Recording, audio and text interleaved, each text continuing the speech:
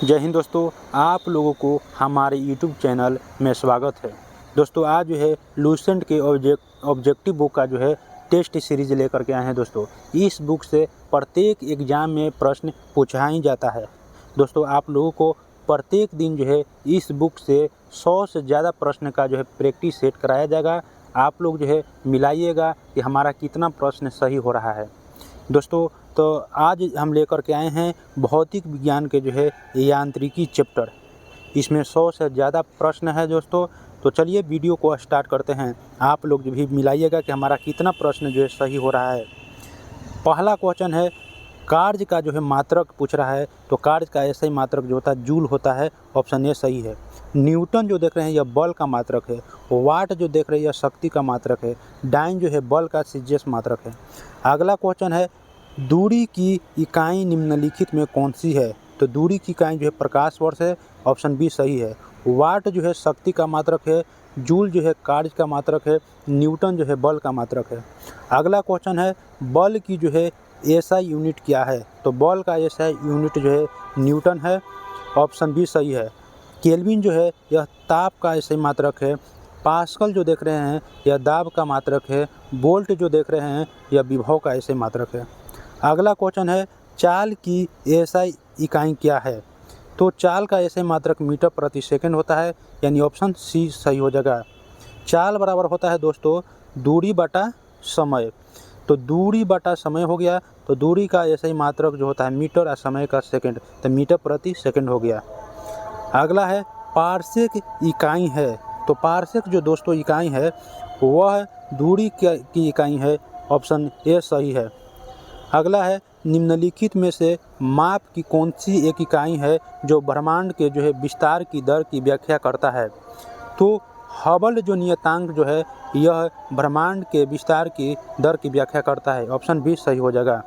अगला है ल्यूमेन जो है किसका मात्रक है। तो ल्यूमेन जो है ज्योति फ्लक्स का मात्रक है। ऑप्शन बी सही हो जाएगा। ज्योति तीव्रता जो है ऐसा ही मात्रक कंडेला है होता है। अगला क्वेश्चन है भौतिक मात्रा जो है ज्योति की इकाई क्या है। तो ज्योति की इकाई लक्स है। ऑप्शन सी सही है। अगला क्वेश्चन है दोस्तों पास्कल जो है इकाई है। तो पास्कल जो है दाब का इकाई है। इसका ऑप्शन बी सही हो जाएगा। अगला है कंडेला मात्रक है। तो कंडेला मात्रक है ज्योति जो है तीव्रता का ऐसे मात्रक कंडेला होता है। ऑप्शन डी सही हो जाएगा। अगला क्वेश्चन है ऊर्जा की एसआई इकाई क्या है। तो ऊर्जा का एसआई मात्रक होता है जूल। ऑप्शन ए सही है। अगला क्वेश्चन है दोस्तों चुंबकीय क्षेत्र की माप की इकाई क्या है। तो चुंबकीय क्षेत्र का एसआई यूनिट जो होता है वह टेस्ला होता है। ऑप्शन ए सही है। अगला है हर्ट्ज क्या मापने की इकाई यूनिट है। तो हर्ट्ज जो है तरंगों की आवृत्ति मापता है। ऑप्शन डी सही है। अगला है विद्युत मात्रा की इकाई क्या है। तो विद्युत मात्रा की इकाई जो होता है एम्पियर होता है। इसका सही आंसर ऑप्शन ए है दोस्तों। अगला क्वेश्चन है एसआई जो है पद्धति में लेंस की जो है शक्ति की इकाई क्या है। तो लेंस का एसआई मात्रक डायोप्टर होता है। ऑप्शन बी सही हो जाएगा। अगला क्वेश्चन है ध्वनि की तीव्रता जो है मापने की इकाई है। तो ध्वनि की तीव्रता का एसआई मात्रक डेसिबल होता है।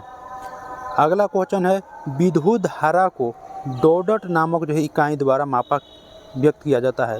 तो विद्युत धारा को एम्पियर में मापते हैं। ऑप्शन डी सही हो जाएगा।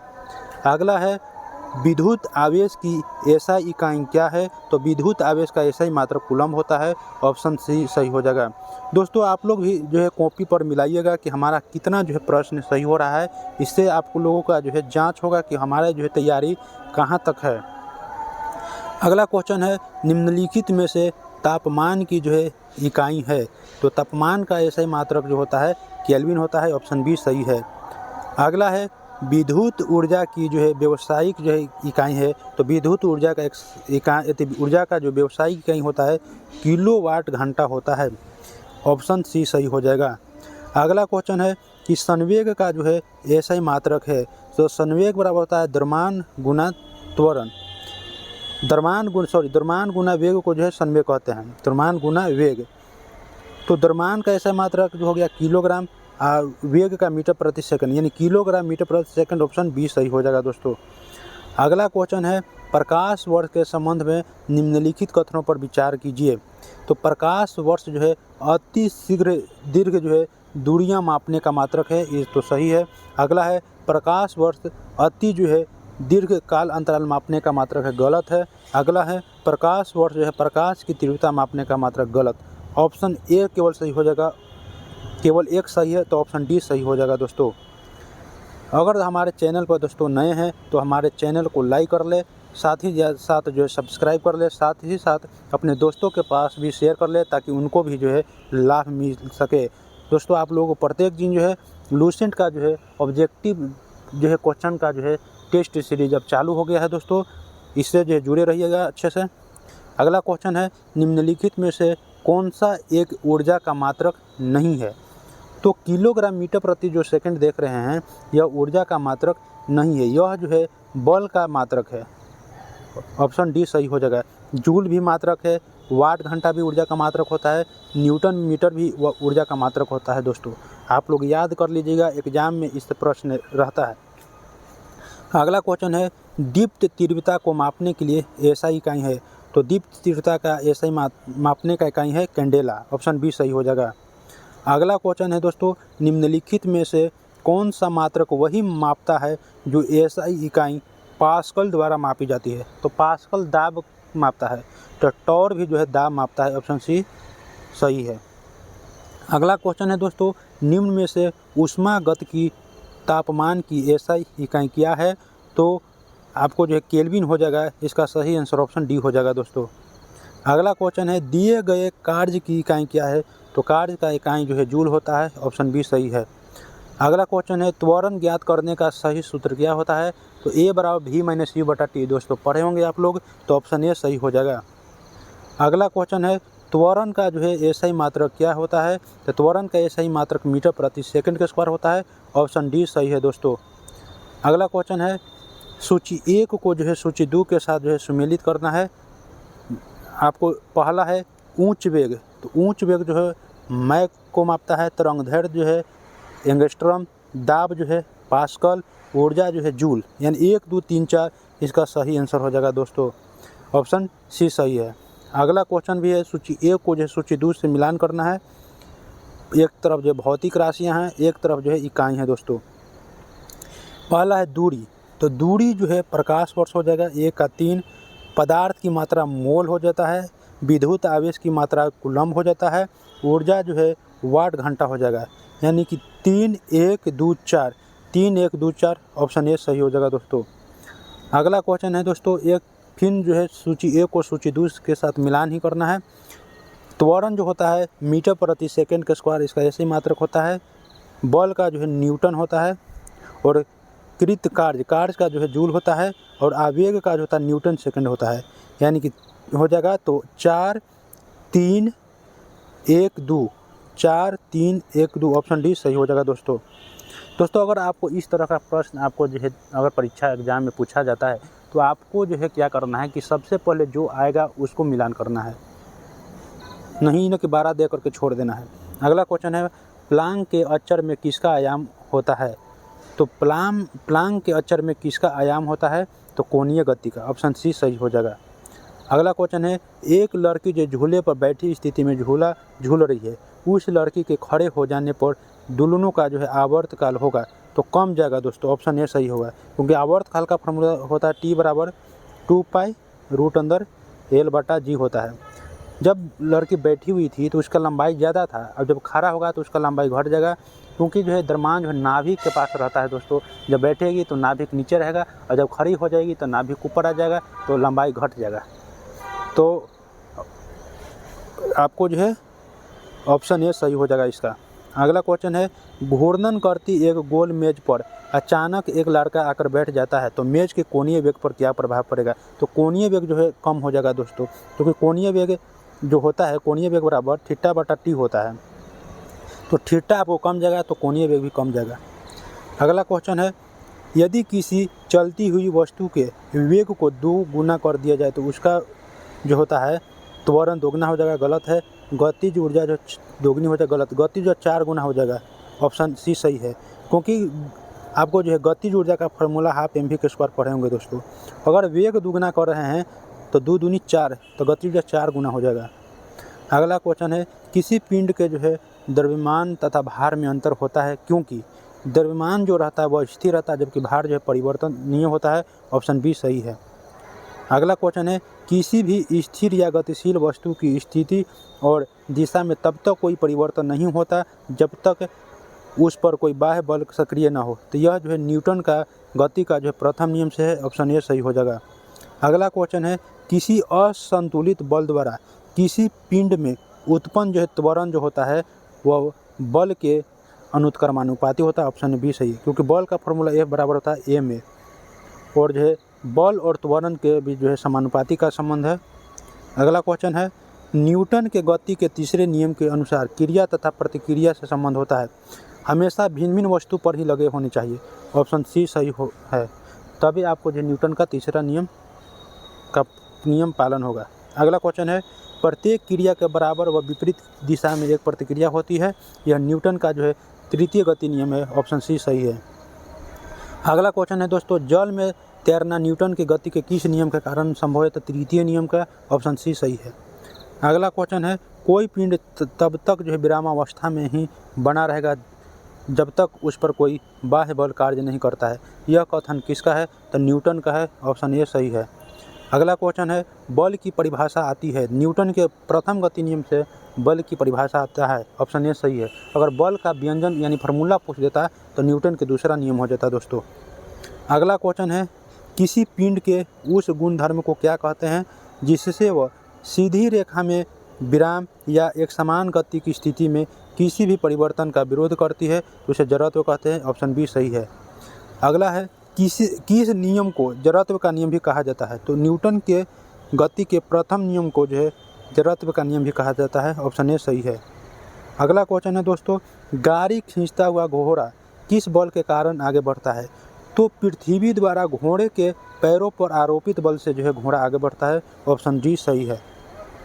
पृथ्वी क्या करता है कि घोड़ा के पैर पर जो है बल प्रतिक्रिया बल लगाता है तो घोड़ा जो है आगे बढ़ता है तो गाड़ी भी खींचा चला जाता है। अगला क्वेश्चन है चलती हुई बस जब अचानक ब्रेक लगती है तो उसमें बैठे यात्री आगे की ओर जो है दिशा में गिरते हैं। इसको किसके द्वारा समझाया जा सकता है। तो न्यूटन का जो पहला नियम से आप समझ सकते हैं। ऑप्शन बी सही है। अगला क्वेश्चन है रॉकेट किस सिद्धांत पर कार्य करता है। तो रॉकेट न्यूटन का तृतीय गति नियम पर काम करता है। ऑप्शन सी सही है। अगला क्वेश्चन है दोस्तों अश्व यदि एकाएक चलना प्रारंभ कर दे तो अश्वारोही के गिरने की आशंका का कारण क्या है। तो विश्राम जड़त्व के कारण होता है क्योंकि जो है घोड़ा रुका हुआ है और जब आपको वह चलेगा तो उसका जो है निचला वाला भाग जो होता है वो गति में आ जाएगा लेकिन ऊपर वाला भाग जो है विराम में ही रहना चाहता है इसलिए वह पीछे की ओर गिर जाएगा। ऑप्शन सी जो है सही आंसर है विश्राम जड़त्व। अगला है क्रिकेट का खिलाड़ी जो है तेज़ी से आती हुई बॉल को क्यों अपने हाथ को पीछे खींचकर पकड़ता है क्योंकि बॉल जो है विश्राम की स्थिति में आ सकता है। ऑप्शन ए सही है।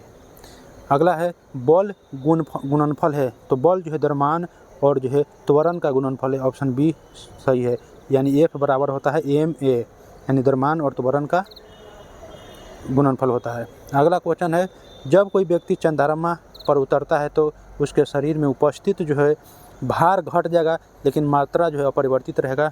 ऑप्शन बी सही है। अगला है यदि हम भूमध्य रेखा से ध्रुव की ओर जाते हैं तो जी का मान क्या होता है। तो बढ़ता है। ऑप्शन ए सही है। भूमध्य रेखा पर जो है जी का मान सबसे कम और जो है ध्रुव पर सबसे अधिक होता है और जो है केंद्र पर शून्य होता है जी का मान। अगला है शरीर का वजन पृथ्वी की सतह पर सभी जगह एक समान होता है। गलत है। अगला है ध्रुवों पर अधिकतम होता है। सही है। ध्रुव पर जो है शरीर का वजन सबसे अधिक होता है। ऑप्शन बी सही है। अगला है विषुवत रेखा पर अधिकतम होता है। गलत। विषुवत रेखा पर कम होता है। मैदानों की तुलना में पहाड़ियों पर अधिक होता है। ये भी गलत है। ऑप्शन बी सही हो जाएगा। अगला क्वेश्चन है ये व्यक्ति पृथ्वी की सतह की तुलना में चंद्रमा की सतह पर अधिक ऊंचा क्यों उछल जाता है। कि चंद्रमा में जो है गुरुत्वाकर्षण के कारण त्वरण जो होता है पृथ्वी की तुलना में कम होता है। वहाँ पर चंद्रमा पर त्वरण कम है पृथ्वी की तुलना में इसलिए वहाँ पर अधिक ऊंचाई तक उछल जाता है। ऑप्शन सी सही है। अगला क्वेश्चन है कि 20 kg के वजन को ज़मीन के ऊपर 1 मीटर की ऊंचाई पर पकड़े रखने के लिए किया गया कार्य तो शून्य होगा। ऑप्शन डी सही है क्योंकि ये किया गया कार्य जो होता है एफ कोस थीटा इसका फार्मूला होता है एफ कोस थीटा। तो थीटा का जगह 90 डिग्री रखेंगे तो आपको जो किया गया कार्य जो होता है W जो होता है वो शून्य हो जाएगा। कोस 90 डिग्री का मान 0 होता है तो किया गया कार्य ही 0 हो जाएगा। ऑप्शन डी सही हो जाएगा।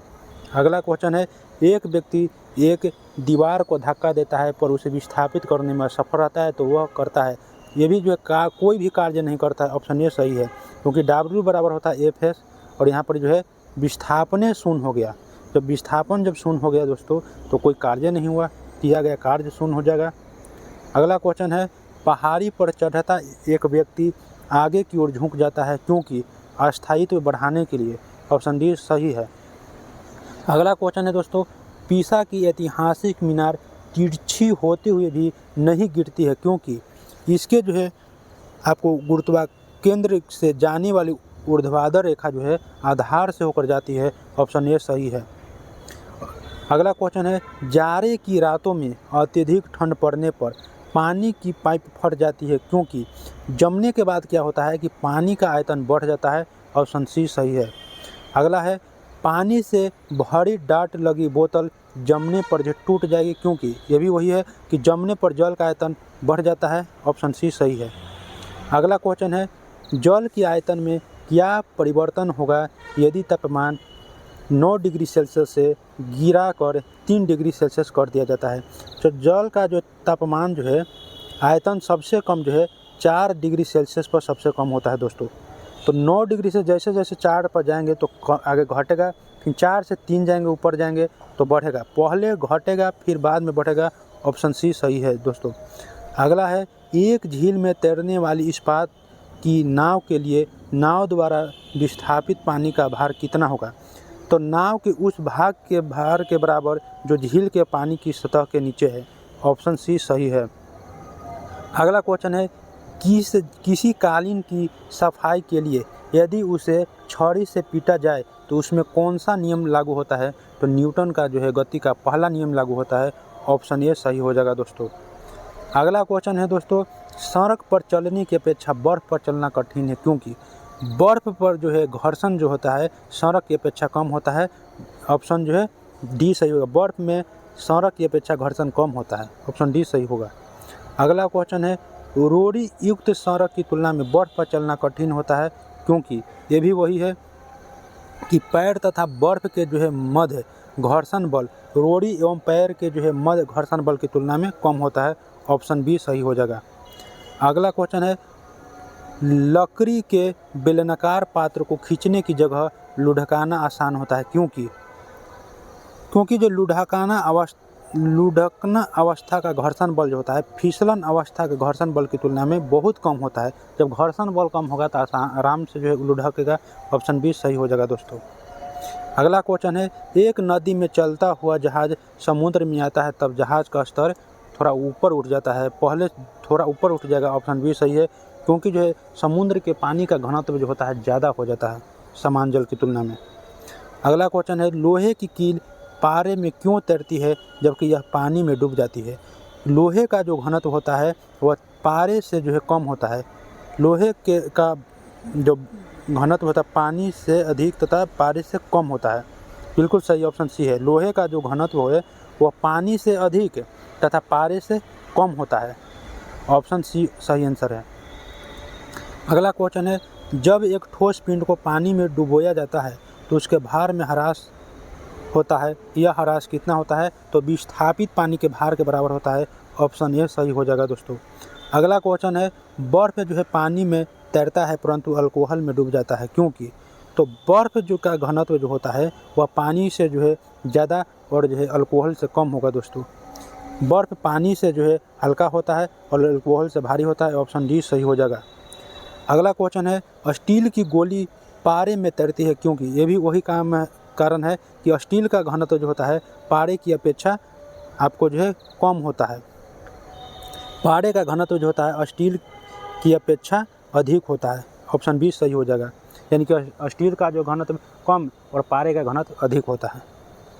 अगला क्वेश्चन है, एक लोहे की गेंद पारद या मरकरी से भरी बाल्टी में गिराई जाती है तो वह तैरेगा दोस्तों। ऑप्शन बी सही है, यह पारे की सतह पर तैरेगी। अगला क्वेश्चन है, किस तापमान पर जल का घनत्व अधिकतम होता है। तो 4 डिग्री सेल्सियस पर जल का घनत्व सबसे अधिक होता है। अगला क्वेश्चन है वस्तु की मात्रा बदलने पर अपरिवर्तित रहेगा, तो उसका जो डेंसिटी जो होता है अपरिवर्तित यानी घनत्व हो जाएगा। इसका ऑप्शन डी सही है। आप कितना भी मात्रा 1 kg लाइए, 2 kg पदार्थ लाइए, सबका घनत्व समान रहेगा दोस्तों। अगला क्वेश्चन है तैराक को नदी के मुकाबले समुद्र पानी में तैरना आसान क्यों लगता है? तो समुद्र में क्या होता है, घनत्व बढ़ जाता है यदि ये नदी की अपेक्षा। इसका सही आंसर हो जाएगा समुद्र पानी का घनत्व जो होता है साधारण पानी से ज़्यादा होता है। ऑप्शन सी सही हो जाएगा दोस्तों। अगला है बादल किस कारण से वायुमंडल में तैरता है? तो निम्न घनत्व के कारण। ऑप्शन बी सही है। अगला क्वेश्चन है समुद्र में प्लवन करते आइसबर्ग का कितना भाग समुद्र की सतह से ऊपर आता है? तो 10 में से 1 भाग ऊपर रहता है। ऑप्शन बी सही है। अगला है बांध के नीचे की दीवार मोटी बनाई जाती है क्योंकि गहराई बढ़ने के साथ द्रव का जो है दाब बढ़ता है। ऑप्शन ए सही हो जाएगा दोस्तों। अगला क्वेश्चन है बर्फ पर स्केटिंग करना प्रदर्शित करता है कि दाब जो है बढ़ाने पर बर्फ का गलनांक घट जाता है। ऑप्शन बी सही है। अगला है चौराहों पर पानी के फुहारे में गेंद नाचती रहती है क्योंकि पानी का वेग जो है अधिक होने से दाब घट जाता है। ऑप्शन ए सही है दोस्तों। इसी कारण जो है गुब्बारा जो है ऊपर नाचते रहता है। अगला क्वेश्चन भारी हिमखंड शीर्ष की अपेक्षा निचले तल से पिघलता है क्योंकि निचले तल का जो है दाब अधिक होने के कारण गलनांक घट जाता है। इसी कारण जो है नीचे से पिघलता है। ऑप्शन बी सही हो जाएगा। अगला है दलदल में फंसे व्यक्ति को लेट जाने की सलाह दी जाती है क्योंकि लेट जाएगा तो उसका जो क्षेत्रफल बढ़ जाएगा और क्षेत्रफल बढ़ जाएगा तो दाब कम जाएगा। ऑप्शन ए सही है। क्षेत्रफल अधिक होने से दाब कम हो जाता है क्योंकि दाब बराबर होता है बल बटा क्षेत्रफल, और क्षेत्रफल बढ़ जाएगा तो दाब आपको घट जाएगा। दाब और जो है क्षेत्रफल के बीच कर्मानुपाती का संबंध है, उल्टा संबंध है। दाब अगर क्षेत्रफल बढ़ेगा तो दाब घट जाएगा। अगला क्वेश्चन है बर्फ के 2 टुकड़े को आपस में दबाने पर टुकड़े आपस में चिपक जाते हैं क्योंकि दाब अधिक होने से बर्फ का गलनांक घट जाता है। ऑप्शन ए सही है दोस्तों। अगला क्वेश्चन है प्रायः जो है तेज आंधी आने पर फूस या टीन की हल्की छतें उड़ जाती है क्योंकि छत के ऊपर बहने वाली उच्च वेग की वायु छत सतह पर दाब उत्पन्न कर देती है तथा छत के नीचे दाब समान रहता है। इसी कारण जो है उसे उड़ा करके ले चल जाता है दोस्तों। ऑप्शन सी सही है। अगला क्वेश्चन है रेल की पटरी के नीचे लकड़ी या कंक्रीट की चौड़ी पट्टियाँ लगाई जाती है क्योंकि जिससे कि जो है रेलगाड़ी द्वारा लगाया गया दाब जो होता है वह कम हो जाए, इसलिए जो है चौड़ी जो है लकड़ी का जो है पटरी बिछाया जाता है। ऑप्शन डी सही हो जाएगा इसका। अगला क्वेश्चन है पहाड़ों पर कभी कभी व्यक्तियों के नाक व मुंह से खून निकलने लगता है क्योंकि जो है ऊंचाई बढ़ने के साथ जो है वायुमंडलीय दाब जो घट जाता है। ऑप्शन डी सही हो जाएगा। अगला क्वेश्चन है हवाई जहाज़ में फाउंटेन पेन से स्याही बाहर निकल जाती है क्योंकि ये भी जो है वायुमंडलीय दाब के कारण ऊंचाई बढ़ने से वायु दाब में कमी आ जाती है। इसका ऑप्शन ए सही हो जाएगा। अगला क्वेश्चन है यदि जो पृथ्वी का द्रव्यमान वही रहे और त्रिज्या 1% कम हो जाए तो पृथ्वी के तल पर जी का मान आपको जो है 2% बढ़ जाएगा। ऑप्शन बी सही है दोस्तों, क्योंकि जी बराबर होता है GM बटा आर के स्क्वायर। आर जो 1% कम कर दिया रहा है तो जी और आर के बीच कर्मानुपाती का संबंध है, उल्टा आर कमेगा तो जी बढ़ जाएगा दोस्तों। तो 1% आप कम कर रहे हैं तो 2% जी का मान बढ़ जाएगा। अगला क्वेश्चन है ऊंचाई की जगहों पर पानी 100 डिग्री सेल्सियस के नीचे के तापमान पर क्यों उबलता है? क्योंकि वायुमंडलीय दाब जो है कम हो जाता है तो उबलने का बिंदु नीचे आ जाता है। ऑप्शन ए सही है। अगला है साबुन के बुलबुले के अंदर का दाब जो होता है बाहर के दाब से अधिक होता है, इसलिए वो बुलबुला बन पाता है। बाहर का दाब अधिक रहेगा तो वह तो बुलबुला फट जाएगा दोस्तों। ऑप्शन इसका हो जाएगा वायुमंडलीय दाब से अधिक होता है। ऑप्शन ए सही है। अगला है हम दलदली सड़कों पर क्यों फिसलते हैं? तो घर्षण की कमी के कारण जो है हम लोग फिसल जाते हैं। ऑप्शन सी सही है। अगला है जब बैरोमीटर का पारा अचानक गिर जाए तो यह किस बात का घोतक है? तो यह संकेत देता है कि आंधी या जो है झंझावट की संभावना है। ऑप्शन सी सही है। अगला क्वेश्चन है हाइड्रोजन से भरा हुआ पॉलीथीन का एक गुब्बारा है, पृथ्वी के तल से थोड़ा छोड़ा जाता है वायुमंडल की ऊंचाई पर जाने से। जब वायुमंडल की ऊंचाई पर जाएगा, ऊंचाई बढ़ेगा तो दाब घट जाएगा और दाब घट जाएगा तो उसका जो है आकार बढ़ जाता है दोस्तों। गुब्बारे के माप में वृद्धि हो जाएगा। ये ऑप्शन सी सही है। अगला क्वेश्चन है समतल की अपेक्षा पर्वतों पर सांस लेना क्यों कठिन होता है? वही कारण है, ऊंचाई के बढ़ने पर वायु दाब घट जाती है और ऑक्सीजन की आवश्यकता बढ़ जाती है। ऑप्शन ए सही है दोस्तों। अगला नंबर क्वेश्चन है, जब जो है 14 वायु दाब मापी किसी ऊंचे पर्वत पर ले जाया जाता है तो नलिका में पारा गिर जाता है, क्योंकि ये भी वही कारण है, वायु दाब निम्न हो जाता है वहाँ पर ऊंचाई पर। ऑप्शन सी सही है। अगला है, उड़ान से पहले हवाई जहाज़ दौड़ मार्ग पर दौड़ाया जाता है कार्यकारी वायु दाब बढ़ाने के लिए दोस्तों। ऑप्शन बी सही है। अगला क्वेश्चन है, हाइड्रोजन से भरा रबर का गुब्बारा वायु में ऊपर जाकर फट जाता है, क्योंकि वायु दाब जो है घट जाएगा दोस्तों। ऊंचाई पर जाने से जो है वायुमंडलीय दाब घटता है। ऑप्शन डी सही है। अगला क्वेश्चन है, प्रेशर कुकर में खाना कम समय में पकता है, क्योंकि अधिक दाब के कारण उबलते पानी का ताप बढ़ जाता है दोस्तों। ऑप्शन सी सही हो जाएगा। दोस्तों आप लोग मिलाइएगा और कमेंट में ज़रूर लिखिएगा कि हमारा जो है कितना प्रश्न सही हुआ। यह जो है थर्मामीटर है, आपको जो है मापेगा कि कितना आप लोग जो है पढ़ रहे हैं, कितना सही कर रहे हैं। यहाँ पर कितना भी गलती कर लीजिए, कोई दिक्कत नहीं है, लेकिन एग्ज़ाम में जब आप बैठिएगा तो वहाँ पर आपको पता चलेगा नहीं ये क्वेश्चन वहाँ पर गलती किए थे, तो वहाँ पर सही कीजिएगा दोस्तों। अगला क्वेश्चन है, सूर्य पर जो है ऊर्जा का निर्माण होता है नाभिकीय संलयन द्वारा। अगला है, सूर्य की ऊर्जा उत्पन्न होती है तो भी नाभिकीय संलयन द्वारा। ऑप्शन बी सही है। अगला क्वेश्चन है, डायनेमो परिवर्तित करता है तो डायनेमो यांत्रिक ऊर्जा को विद्युत ऊर्जा में। ऑप्शन सी सही है दोस्तों। अगला क्वेश्चन है, प्रकाश जो है वोल्टीय सेल के प्रयोग से सौर ऊर्जा का रूपांतरण करने से निम्न में से किसका उत्पादन होता है? तो विद्युत ऊर्जा का। ऑप्शन बी सही है। अगला है, जब हम रबर के गद्दे वाले सीट पर बैठते हैं या गद्दे पर लेटते हैं तो उसका आकार परिवर्तित हो जाता है, ऐसे पदार्थ में पाया जाता है तो स्थितिज ऊर्जा पाया जाता है। ऑप्शन बी सही है। अगला क्वेश्चन है, निम्नलिखित में से किसमें गतिज ऊर्जा नहीं है? तो खींचा हुआ धनुष जो होता है उसमें जो है गतिज ऊर्जा नहीं है, उसमें स्थितिज ऊर्जा है। ऑप्शन डी सही है। चली हुई गोली में गतिज ऊर्जा है, बहता हुआ पानी में भी है, चलता हथौड़ा में भी गतिज ऊर्जा है। अगला क्वेश्चन है, जब एक चल वस्तु की गति दुगनी हो जाती है तो उसकी गतिज ऊर्जा चौगुनी हो जाएगी दोस्तों। ऑप्शन बी सही हो जाएगा, क्योंकि गतिज ऊर्जा का फॉर्मूला होता है हाफ mv², और जब विवेक दुगुना कीजिएगा तो आपको जो गतिज ऊर्जा 4 गुना हो जाएगा। अगला है, सीढ़ी पर चढ़ने में अधिक ऊर्जा खर्च होती है, क्योंकि व्यक्ति जो है गुरुत्व की दिशा में विरुद्ध कार्य करता है। ऑप्शन बी सही हो जाएगा, व्यक्ति गुरुत्व के विरुद्ध कार्य करता है, इसलिए जो उसको अधिक ऊर्जा की आवश्यकता होती है दोस्तों। अगला क्वेश्चन है, निम्नलिखित में से कौन सा नियम इस कथन को वैध ठहराता है कि द्रव्य का न तो सृजन किया जा सकता है और ना ही विनाश? तो यह हो जाएगा ऊर्जा संरक्षण का नियम। ऑप्शन ए सही हो जाएगा। अगला क्वेश्चन है, स्वचालित वाहनों में द्रव चालित ब्रेकों का इस्तेमाल वस्तुतः किस नियम का जो सीधा अनुप्रयोग है? तो यह पास्कल का नियम है। ऑप्शन ए सही हो जाएगा दोस्तों। अगला क्वेश्चन है, रेल की पटरियां अपने वक्रों पर किस कारण से बैंक की गई होती है?